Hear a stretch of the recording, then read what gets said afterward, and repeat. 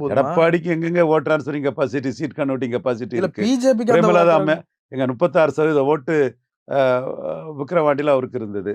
NDA 12% ஓட்டு தான் வந்தது. சீமானுக்கு 1% ஓட்டு தான் வந்தது. 23% ஓட்டு டிஎம்கேக்கு போச்சு. அதிமுக ஓட்டு. அவர் கண்ட்ரோல்லே அவர் ஓட்டு இல்லைங்களங்க. அவரை நம்பி எப்படிங்க எம்எல்ஏ ஆக முடியும்? Vote transferring capacity, seat converting capacity இல்லாதவர் எடப்பாடி. ஸ்டாலின் கொடுக்கறதெல்லாம் எம்பி போஸ்ட், எம்எல்ஏ போஸ்ட்னு 3 எலெக்ஷன் நடந்திருக்கு. உள்ளாட்சி தேர்தலும் அப்படிதான் நடந்திருக்குது.